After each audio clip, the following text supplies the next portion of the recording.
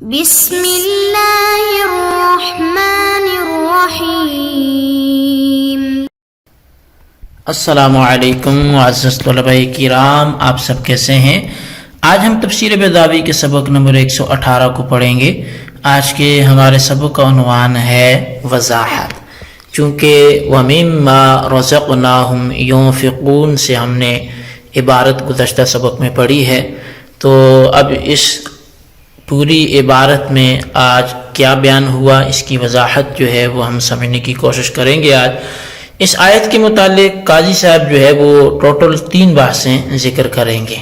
اول تو رزق کی تحقیق کے حوالے سے ہوگی، اور اس بارے میں جو معتزلہ اور اہل سنت و جماعت کا اختلاف ہے وہ اس کو ذکر کریں گے، اور دوسرا ينفقون کی تحقیق وہ کریں گے، اور تیسرا انفاق ما رزقناہم کی مراد جو ہے وہ اس کو واضح کریں گے۔ تو ان تینوں بحثوں سے پہلے یہ سمجھ لیں کہ مما کے ما کے بارے میں 3 احتمال ہیں۔ اول یہ ہے کہ ما موصولہ ہو، اور دوسرا یہ ہے کہ ما موصوفہ ہو، اور تیسرا یہ ہے کہ ما مصدریہ ہو۔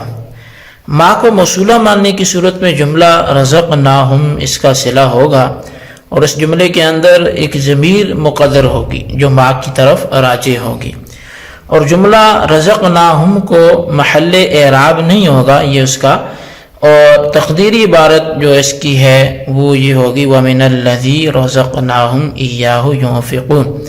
اور موصوفہ ماننے کی صورت میں ما شے کے معنی میں ہوگا، اور جملہ رزقناہم ما کی صفت ہوگا اور محل میں جر کے ہوگا، اور تقدیری عبارت وَمِن شَيْءٍ رَزَقْنَاهُمْ يُنْفِقُونَ ہوگی، اور ما مصدریہ کی صورت میں رزقنا رزق کے معنی میں ہوگا۔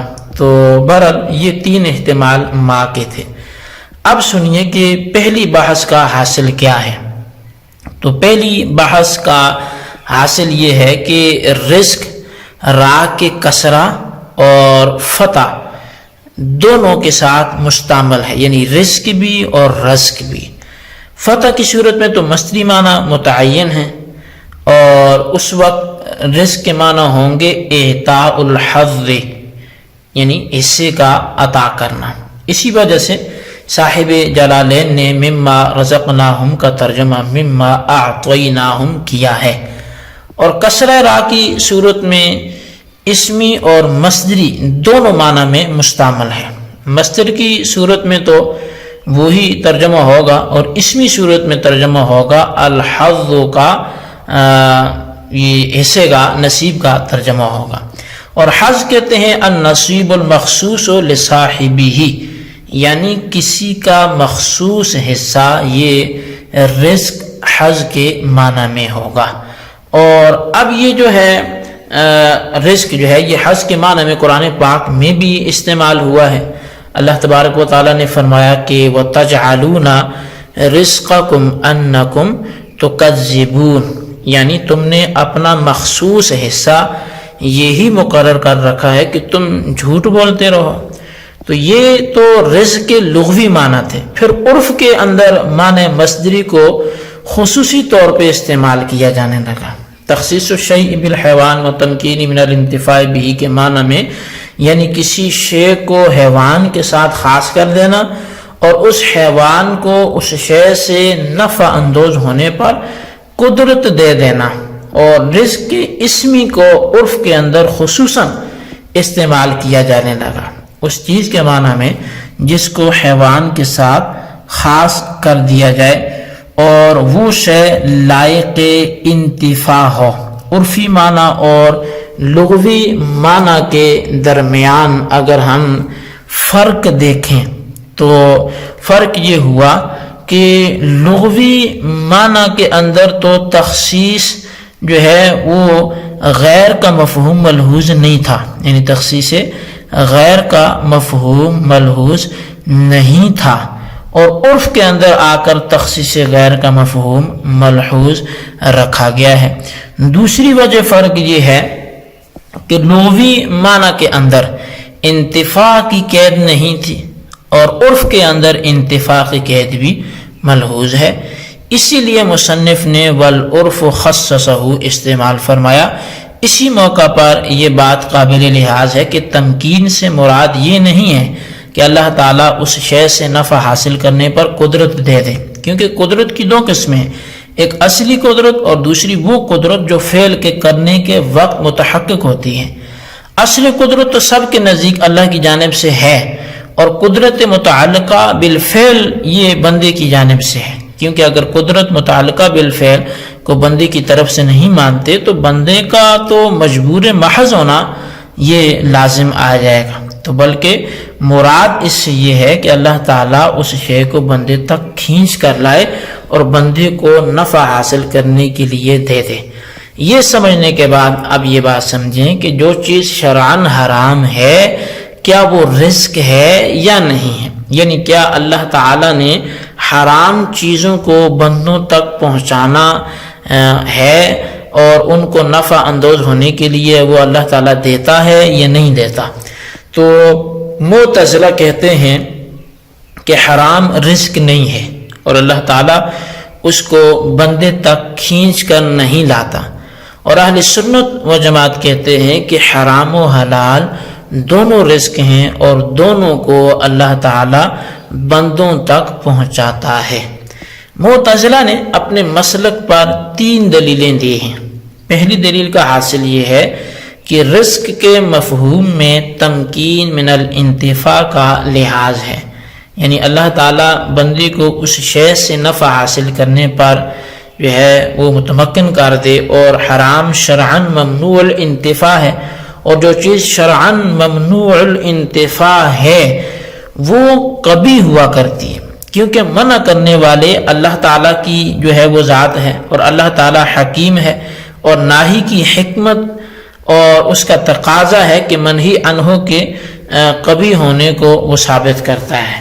بس جب حرام منہی الانتفاع ہے تو وہ کبھی ہوگا، اور جب حرام کبھی ٹھہرا تو اللہ تعالیٰ اس کے اوپر بندے کو قدرت نہیں دے گا، کیونکہ معتزلہ کا قاعدہ ہے کہ التمکین من القبیح قبیح، یعنی کبھی پر قدرت دینا بھی کبھی ہے، اور اللہ تعالیٰ چونکہ کبھی کام نہیں کر سکتا تو کیونکہ معتزلہ کے نزدیک اللہ تعالیٰ کے اوپر اصلح للعباد یہ واجب ہے، یعنی جو بندے کے لیے زیادہ اچھا ہے اللہ پہ وہ کرنا واجب ہے۔ بس جب اللہ تعالیٰ حرام پر متمکن نہیں کر سکتا تو حرام کے اندر رزق کے معنی نہیں پائے گے، کیونکہ رزق کہتے ہیں تمکین من الانتفاع کو، اور جب حرام کے اندر رزق کے معنی نہیں پائے گے تو حرام رزق نہیں ہوگا۔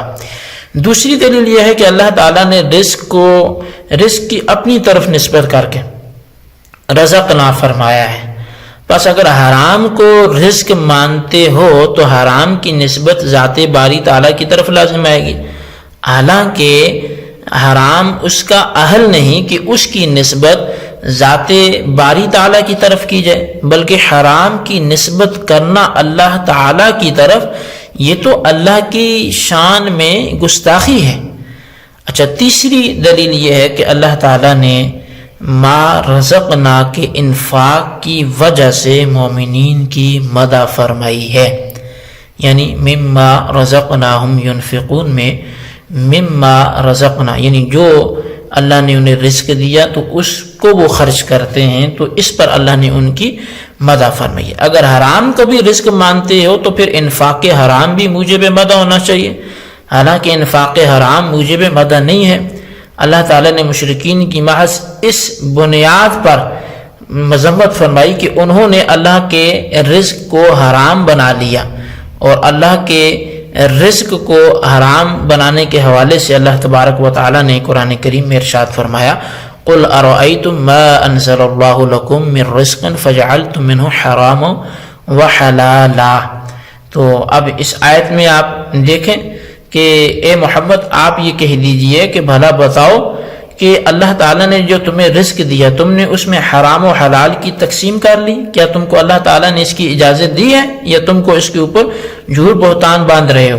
دیکھیں یہاں اللہ تعالیٰ نے مشرکین کی محض اس بنا پر مذمت فرمائی کہ انہوں نے اللہ تعالیٰ کے رزق کو حرام بنا لیا تھا، جس سے یہ معلوم ہوا کہ اللہ کا رزق حلال ہی ہے، کیونکہ اللہ تعالیٰ نے فرمایا کہ ام علی اللہ تفترون کہ حرام و حلال کی تقسیم کرنا یہ اللہ پر افطرا اور بہتان ہے۔